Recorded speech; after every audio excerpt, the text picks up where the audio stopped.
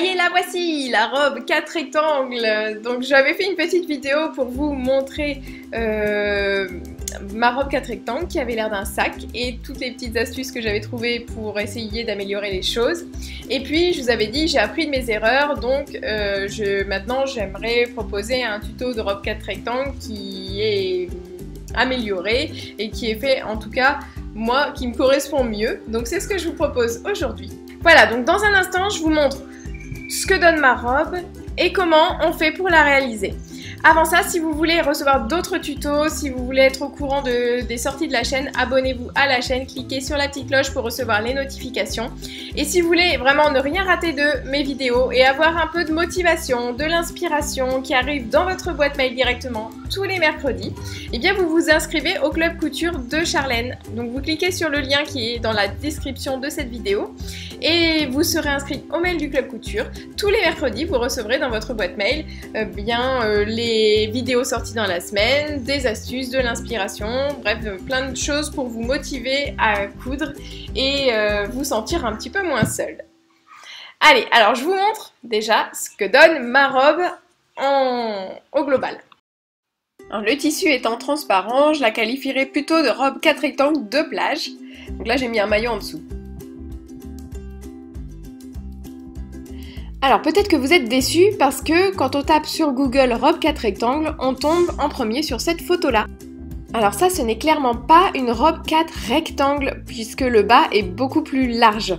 Donc moi je suis vraiment restée sur 4 rectangles pour qu'on soit vraiment sur un tuto débutant. Évidemment, on peut améliorer vraiment cette robe en changeant le col, en améliorant la taille, en mettant des pinces et du coup ce n'est plus une robe 4 rectangles. Dans ce cas-là, je vous conseille de prendre d'autres tutos qui sont qui n'ont pas besoin d'être adaptés parce qu'en fait quand on fait les adaptations, on n'est plus sur une robe de débutant. Donc comme vous avez pu le voir, j'ai gardé un détail qui est super important, c'est la ceinture que j'ai rajoutée après. Voilà, c'est le truc qui fait que ça n'a pas l'air d'un sac et ça, on ne l'enlèvera pas. Il faut toujours mettre quelque chose pour ceinturer à la taille. Ça peut très bien être un élastique qu'on va coudre à l'intérieur, mais c'est pas ce que je vous propose ici. C'est vraiment de faire juste la robe et vous rajouter la petite ceinture qui vous plaît. Voilà, ça peut être ça peut être des petits pompons, une petite ceinture avec des pompons, enfin... Et puis j'ai fait des fentes en bas parce que ma robe est relativement longue, donc pour avoir une meilleure liberté de mouvement, j'ai créé des fentes en bas. Je vais vous montrer comment je fais, mais vous pouvez aussi faire votre robe plus courte et n'avoir qu'un seul ourlet tout autour sans les fentes sur les côtés. Donc pour commencer, on va prendre les mesures. On va mettre notre mètre ruban au niveau de l'épaule, d'une couture d'épaule d'un vêtement, c'est un bon repère. Et puis ensuite, on va mesurer combien on veut que notre robe mesure. Ça, c'est pour la longueur. Et pour la largeur, on va prendre notre tour. Alors moi, c'est au niveau des hanches que je suis le plus large, donc c'est là que je vais mesurer. Si vous, c'est au niveau de la taille, vous mesurez voilà, là où vous êtes le plus large. Et je vais vous montrer comment on calcule la dimension des rectangles. Alors, on a mesuré de notre épaule jusqu'à la longueur de la robe, donc ça ce sera H. Ensuite on a mesuré notre endroit le plus large et cette mesure là on va l'appeler L. Donc nos rectangles, on va voir donc cette forme là et cette hauteur, ça va être H plus 3 cm parce qu'il va falloir 1 cm en haut pour la couture d'épaule et 2 cm en bas pour l'ourlet. Et cette largeur là sera égale à L plus 60 cm si vous voulez être vraiment à l'aise comme moi, avoir une robe vraiment large, il faut mettre minimum 40.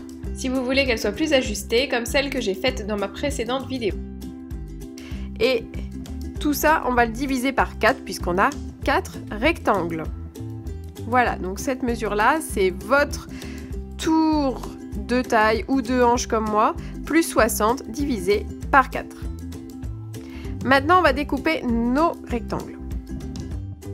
Pour moi, les 4 rectangles, ça va correspondre à peu près à la largeur du tissu, donc ça va être très facile de découper Et si vous faites à peu près jusqu'à la taille 40, vous pouvez faire comme ça, c'est très simple. On plie en deux puis encore en deux notre tissu. Tissu qu'il vaut mieux prendre assez fluide. Et on a juste à découper comme ça nos rectangles. Donc là je découpe sur la pliure. Auparavant j'ai découpé le tissu à la longueur voulue.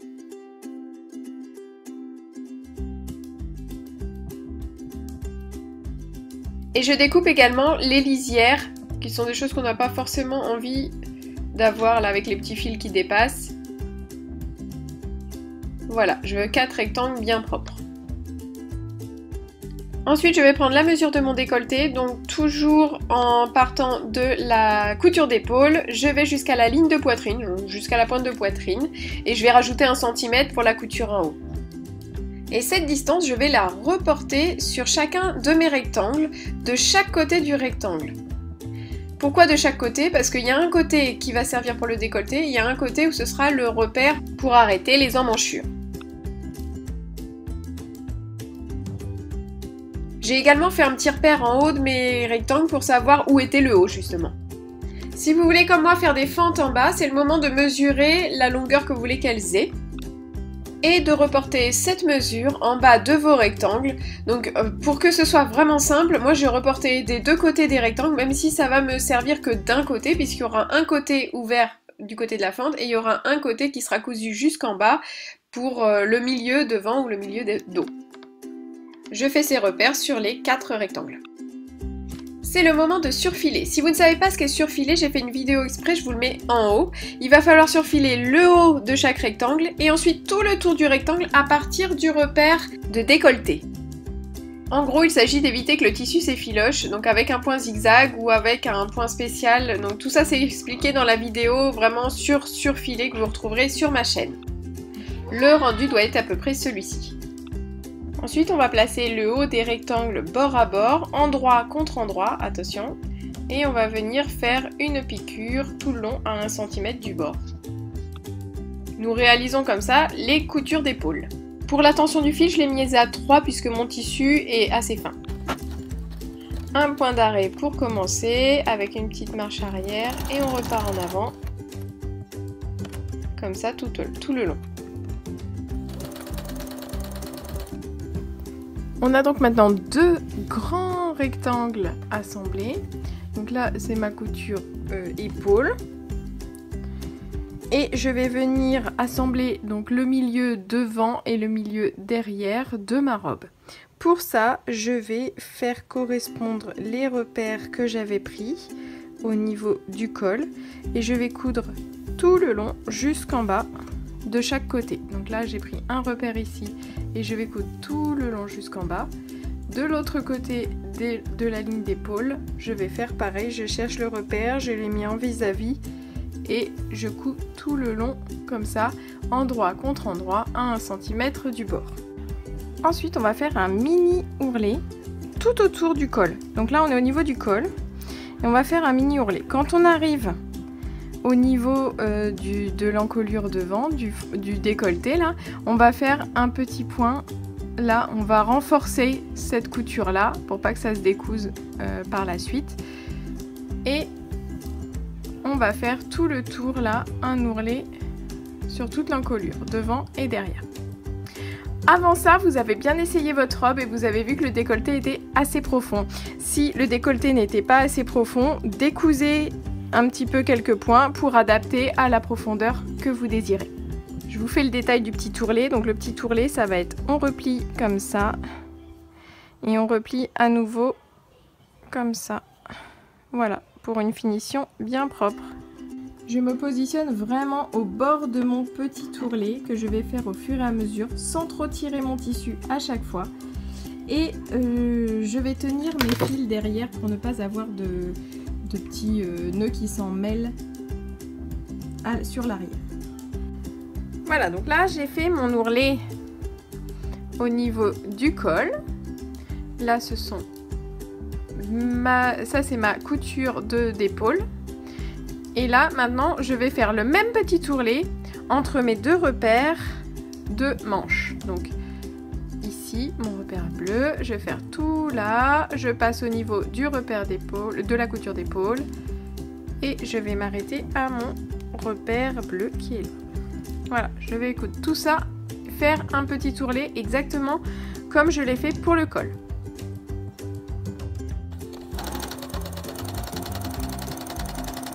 Voilà, j'ai coupé les fils qui dépassent et je fais pareil de l'autre côté pour l'autre emmanchure. Donc hop, je fais pareil de ce côté-là. Et je coupe les fils à nouveau.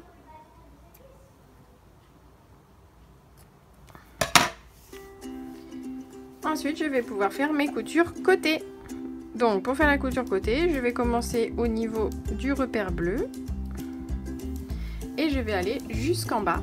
Sauf si je veux, comme moi, si j'ai fait une robe longue et que je veux laisser une fente, je vais m'arrêter à un certain moment, je vais essayer ma robe, je vais voir si ça va. Et dans ce cas-là, je continuerai ou pas à coudre vers le bas. Alors j'ai essayé ma robe et là j'ai constaté que ma fente était bien trop haute, donc je vais refermer encore une dizaine de centimètres. Maintenant on fait un ourlet tout en bas de notre robe. Donc un petit ourlet avec 2 repliés, comme on a fait pour le col et pour les manches. Et on va faire tout le tour. Pour les angles, il y a une petite technique, vous la retrouverez dans mon tuto sur les serviettes de table où on a fait plein d'angles.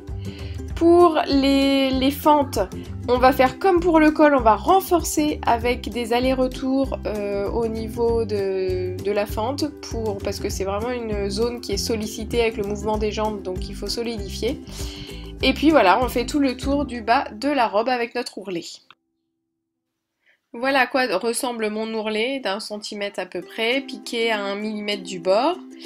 Et pour le coin, pour l'angle droit, l'idée ça va être d'avoir quelque chose qui ressemble à ça au final. Je vous mets la vidéo en haut de cet écran. Et pour finir notre ouvrage proprement, on va écarter les coutures au fer, on va bien repasser, on va écraser les ourlets. Et notre robe est terminée. Si ce tuto vous a été utile, mettez un petit pouce vers le haut, écrivez-moi un petit commentaire. Si vous postez vos réalisations sur les réseaux sociaux, mettez le hashtag les tutos de Charlène, comme ça ça me fera plaisir de voir un petit peu ce que vous avez fait de ce tuto. Et puis abonnez-vous à la chaîne pour recevoir les nouveaux tutos. Et puis faites partie aussi du club couture de Charlène. Inscrivez-vous au mail en cliquant sur le lien sous cette vidéo.